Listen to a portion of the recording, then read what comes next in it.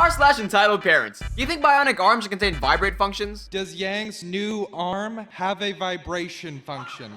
Entitled parent destroys my friend's $3,000 bionic arm and tries to flee the scene. Hello again. I've come with another story, but this time under the category of entitled parents. Buckle your seatbelts because I'm not sparing no details. This is going to be a long one. Some background. As the title suggests, this post is not about me, but rather my good friend. We've been friends since I moved a few years ago. I have to admit that one of my main motivations for becoming his friend in the beginning is because of his sick robotic arm. He was born with both arms, but had to get his right arm amputated after he contracted frostbite when skiing in Colorado with his parents and got a life-threatening infection. So he had this arm for maybe 4 to 5 years. We're both 15 and has gotten it upgraded since he first got it. It started off as a simple exoskeleton-like arm with robotic joints that responded to the nerves in his arm. But there was a 4-second delay between him willing the fingers to move and the fingers actually moving. This meant that the only useful thing to do was being able to hold things. Over the years, his parents paid more and more money to make the arm better, and the arm is awesome. It looks a lot more like a real arm with the exception of it being purple. There's also only a half-second delay as well. He can basically do anything now. He can throw and catch things, use a gaming controller, etc, etc. The story. This happened about 2 years ago. My friend and I were on our 8th grade trip to King's Dominion, a popular amusement park where we live. We were allowed to go wherever we wanted with minimal supervision as long as we were checked in at a set location every 2 hours. My friend and I had just gotten back from riding a popular ride with a half-hour wait time and decided to get a funnel cake to split. We got our food and sat down at one of the few empty tables. We were digging in when we saw the stars of the show, entitled mother and her innocent little boy, maybe 5 to 6. They sit down next to us. The innocent child was about to eat a sundae that entitled mother had bought for him when he noticed my friend's arm. Now, my friend never tried to hide his arm. He thought it was as awesome as I thought it was. So, immature kid, being the totally innocent kid he was, just stared at his arm for about a minute. My friend saw the kid and just smiled, lifting his hand and making the arm wave at him. Immature kid squealed in delight, which prompted entitled mother to look up. She seemed as surprised as he was and began asking questions. Entitled mother. What happened to your arm? Friend. I had to get it amputated from a frostbite related infection. That sounds terrible. Are you alright? Yeah, I'm fine. I've gotten used to it. Can I get a closer look at it? My friend shrugs. Sure. He walked over to their table and sat between entitled mother and the immature kid, laying his arm on the table so they could see it. Immature kid. Can I touch it? Oh, I would prefer if you didn't. It's very expensive. Oh, come on. All he wants to do is touch it. It's not like he'll break it or anything. My friend is visibly uncomfortable. Okay then. The immature kid taps the arm a few times. I believe the internal parts of the arm are metal, but the external parts are made of some kind of hard, heat-resistant plastic. He then points to a small switch close to the stump of his shoulder. What does that do? Can I touch it? Oh, please don't touch it. That will detach my arm. What does detach mean? It means my arm's gonna fall off. The innocent kid gasps and looks frightened. My friend quickly assures him that it wouldn't hurt. During this whole conversation, entitled mother is just looking from him to his arm, then back to him. Every once in a while, she would look over her shoulder as if she was considering stealing it. The kid recovers from his shock and continues to ask questions. Can you make it fall off so I can wear it? No, you wouldn't be able to wear it. You have both arms. Besides, it's really hard to put back on.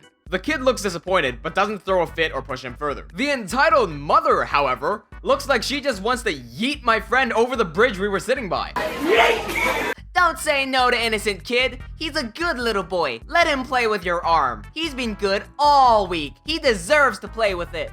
Sorry ma'am, this arm costs 10K. I don't have any insurance for it and I just can't risk damaging it. He can't keep touching it if he wants. Please, that arm didn't cost that much, right? She looks at me. Me. Yeah, it did cost that much. I've seen some of the bills he's gotten for the parts. My friend used to show me the bills every time he got new parts for his arms. Well, that doesn't matter. Just let innocent kid play with it. Sorry, no. Mommy, can I go on? Insert ride name here. 1 minute, honey. I'm just telling this boy to let you play with your arm more. But Mom, he doesn't want me to play with it anymore. The entitled mother turns back to my friend and raises her voice. Let him play with it! She began to tug at his arm, trying to freaking pull it off. The only thing I knew about his arm connector thing was that it was attached to his shoulder by clamps, and he was in visible pain. Stop! That really hurts! I don't care! Give it to me! Mommy, stop! Stop pulling his arm, lady! You're hurting him! Entitled mother is just pulling harder at this point. She must have somehow flipped the switch that releases the clamps because the arm came flying off, soaring behind the entitled mother and hitting the corner of a railing with a really loud whack. My friend immediately ran over to it and checked it for damages. The entitled mother grabbed her son and began quickly waddling away, but I saw a security guard behind her and quickly informed him on what happened. He caught up to her and she tried swatting him away, but he stood in front of her and called more guards over. They escorted her and her sons from the park and we never saw either of them again. My friend was extremely upset as the wrist on the arm had been slammed into the sharp corner of a railing, which has severed most of the wires connecting the wrist to the forearm, and many of the circuits and other parts were destroyed. He called his mom and she took us both home early. We told her about what happened and she said that she would try to find out how much the repairs would be. They turned out to be around 2,000 USD. His parents couldn't afford the repairs at the moment, so he set up a GoFundMe page. Within a week, he had received the money for repairs. The internet is really cool sometimes. If bionic arms were equipped with an anti-Karen device, what would that device be? Let me know in the comments. Entitled grandmother kidnapped grandson and gets busted with having cheese pizza on her computer. Backstory time. Peter was 14 years old when his math tutor, Kaylee, 18 years old, seduced him and they slept together. Kaylee found out she was pregnant with their son, Madden. You are the father.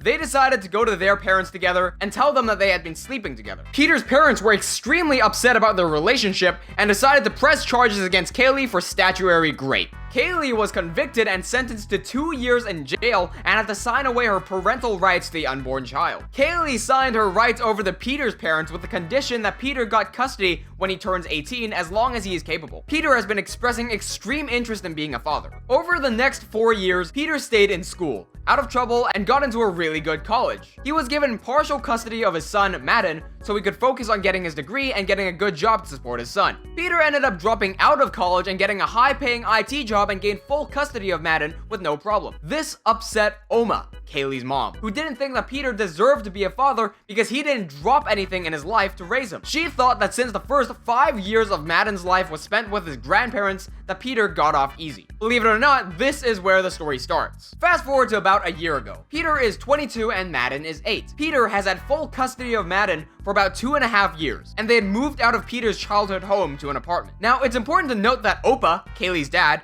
and Oma saw Madden all the time. They visited often and regularly had lunch all together on the weekend. They were, by no means, kept from their grandchild and, despite not having custody, were very much involved in his life. This was not enough for Oma, though. She decided that after 8 years of this routine, she deserved more. She started coming over to Peter's apartment unannounced and using her emergency key to let herself in. She would often come by when Peter was out working and sent the babysitter home. This, obviously, would make Peter upset, but he knew, or at least he thought, that her intentions were good and that she just wanted to spend more time with her grandson. Things didn't get suspicious until Oma started asking to have Madden on school nights, with promises to pick him up after school and drop him off in the morning. Peter finally gave in since he didn't see a reason why it would be too much of a problem, and told her that she could have him for a school night as long as his normal bedtime was in place. Oma agreed and Madden packed an overnight bag along with his book bag for school. The real trouble started when Peter was waiting at the bus stop for Madden to come home the next day. He stood waiting with the other parents, and when the bus finally came, no Madden.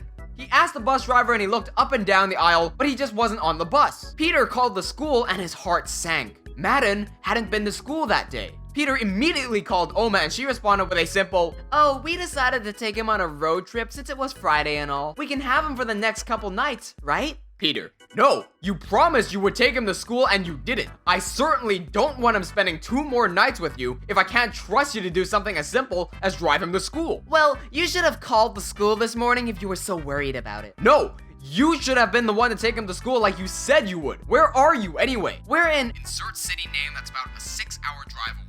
Are you kidding me? Bring my son back home now. But we're having so much fun. I don't care. Bring him home or I will get the police involved. This is kidnapping, you know? Fine. Sorry, sweetie. Daddy doesn't want you to go to the amusement park. He's no fun, isn't he? Excuse me? Before he could finish, Oma had hung up the phone. Peter waited and waited and waited, but there was no sign of Oma or his son. He paced the floor for hours and called dozens of times. After hours of waiting, he called the police and reported Madden kidnapped. The police stopped by and Peter told them everything. They told him that they would send word to the cities and counties along the route home. Finally, after another 2 hours of waiting, Madden and Oma busted in the door. "Where have you been?" Oh, calm down. We decided to see some sights on the way home. Calm down? You took my son 6 hours away without telling me and then didn't answer your phone. It's almost 3 in the morning. He told Madden to get ready for bed, assuring him that he wasn't upset with him. Madden did what he was told. What's your problem? He's my grandson, my flesh and blood. Kaylee would never do this to me. She would let me take him for the weekend. This was a typical thing for her, talking about how much better of a parent her daughter would be than Peter. We are not talking about Kaylee. We are talking about you taking my son and leaving the city without telling me. That is not okay. This argument went on for a few minutes before Peter kicked her out and called the police back to let them know that Madden was home and that Oma was heading back to her house, where a police car waited for her. Oma and Opa were arrested for kidnapping. They gave their statements to the cops and it came out that Opa had no idea they didn't have permission. He stated that Oma had told them they were taking him for the weekend and that Peter said it was okay. Oma, on the other hand, gave the most arrogant, idiotic statement / confession possible. If Peter were a better father, he would have called the school in the morning to make sure Madden got there. He was just asking for his son to be kidnapped at that point. But hey, he's a guy, and we all know that the mother is the better parent in almost every situation. It's such a shame that we didn't get to take him back to his mom. He would have been so much happier. And besides, it's not like I have anything in my house that could hurt Madden. Which, what? Opa was let go and was taken by some detectives. He gave them permission to search the house and computer because of his wife's statement. They found an external hard drive on Oma's things and plugged it into the computer. On the hard drive was hundreds and hundreds of cheese pizza images and videos. Opa was appalled. The detectives took the new evidence to the cops, and since the hard drive had Oma's name on it and several images with a watermark of her name, they knew they had her. Ladies and gentlemen, we got him. Oma was convicted of kidnapping and over 300 counts of possession and distribution of cheese pizza. She is currently serving a very long prison sentence. Opa's divorce lawyer said that it was the fastest divorce he had ever been a part of. It came out later that Oma had molested Kaylee when she was younger and told her that sexual relationships between adults and children were normal. She couldn't be prosecuted for that because it happened a long time ago, but she was already being put on the sex offender register. Madden ended up meeting Kaylee and her new family, fiance and 2 young daughters. Upon seeing his mother for the first time, Madden burst into tears and proclaimed, I have the prettiest mommy ever. They are now a big happy family and have been living happily ever since. Can we get a like for Peter? Like, let's take a look at his life. He gets raped as a kid, willingly takes care of his kid with a high-paying job without graduating from university, and he cleaned up a dangerous criminal from the streets. Peter, you're a hero. A brat headbutts me in the face, cuts his forehead with my teeth, entitled mother blames me and slams my head into a door. Slames. A little backstory. I lived with my dad, I was 11 at the time, and stepmother, which had a child of about 4 years old. One day I was at home, on my phone, just sitting on the couch. Entitled kid comes to me and randomly punches me. Then he tries to punch me again. When I grab his right fist to not get punched, he tries it with his left one, which I block too. Then he headbutts me. His forehead hits my teeth, so he got a little cut and he started crying. Entitled mother, my stepmother, which saw everything, started yelling at me about how I could do this to her child. I tried to explain, but she didn't let me talk at all. She then gets to me, grabs me by my ear and smashes my head into a PVC balcony door. I had a black mark the size of a tennis ball for 2 weeks. Also, my dad didn't blame entitled kid or entitled mom because they were acting as victims. Good news is that I live with my mother now. I'm about to finish high school and have a future career in software engineering. Some stories just make you wish they were on pro revenge. This was one of them. Karen breaks into my stall when I'm pooping in the men's bathroom.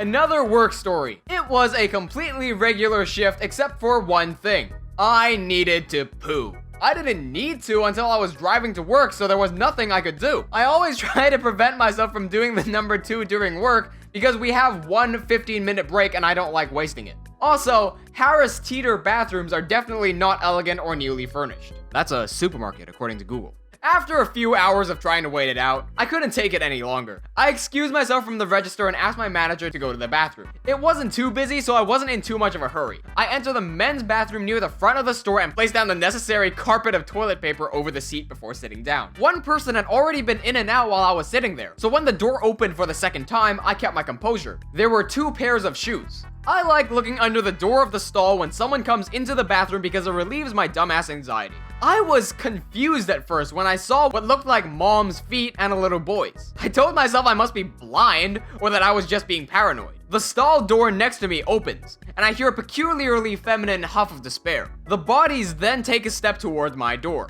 The infamous screech of a wild Karen echoes off the potently bleach-scented walls. Hey, is anybody in there? I poop myself. Sure you did, buddy. Yes? Can you get out? My son needs to use the bathroom. I am completely dumbfounded that there's a grown woman in the men's bathroom, first of all. However, I pretend like nothing is wrong, hoping she leaves me alone. Sorry, I'm using this one. Just use the urinal. You're too old to be peeing in the stall. The fact that she assumes I was peeing in the stall almost makes me laugh, but I'm still on defensive mode. I get into a position to where they can't see any compromising body parts if the stall opens.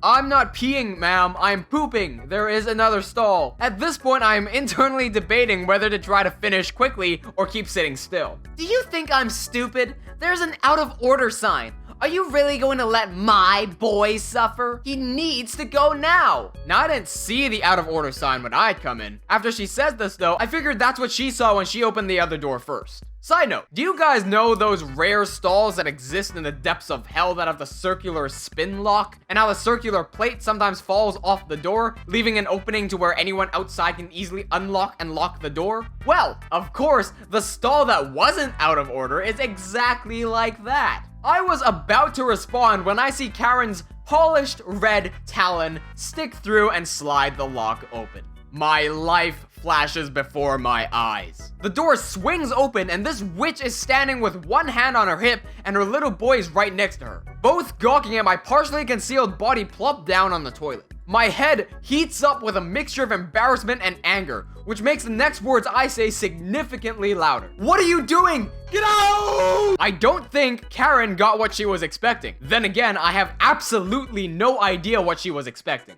Ew, you are disgusting. She then slams the door on me and slams out. I am horrified. The door bounced and reopened, so I leaned up to close it and finish as quick as I possibly can. While washing my hands, I am praying to the creator of the simulation that I don't ever see that witch again. Surprise, my prayers didn't work. I leave the bathroom trying as hard as I can not to make eye contact with the few people around the bathroom looking, because they definitely heard me yelling moments ago. With my head lowered in shame, I almost make it back to my register when a security guard stops me. I look up and behind the guard, my manager is looking at me confused and the entitled roach is pointing at me with her kid behind her legs crying. She told them that I had been watching her son through the stall and when she caught me, I'd yelled at them to get out so I could poop. Now, despite the massive trauma I had just went through, I knew it was over at this point, so I smiled and scoffed. My managers know me for being a very charming and easygoing cashier, and that is why my manager looked so confused when Karen pointed at me. I told them what was happening from my perspective, and the second my story made her look bad, she interrupted, accusing me of being a pedophile so that everyone around us could hear. She pointed out that my smile meant I was lying. The security guard threatened to kick her out, so she shut up and I finished my story. Karen speaks to the guard. Are you really going to believe that?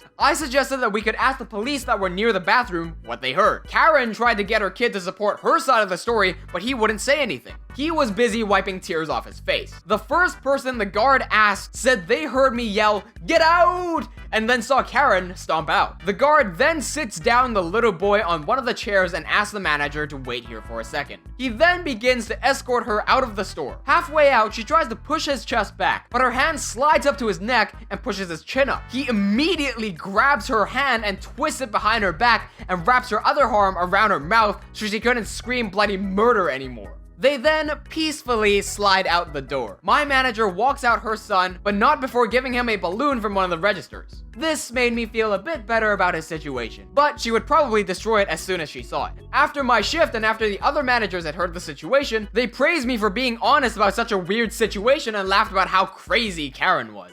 Moral of the story, Karen identifies as a man and duct taping your stalls closed is necessary in public. Okay, real talk guys, what is the male equivalent of a Karen? Leave that down below and a like rating and subscribe and hit the bell icon for more Reddit videos every Monday. Thanks to you guys, we're near 3K subscribers and we're monetized. Thank you so much everyone. Cheers.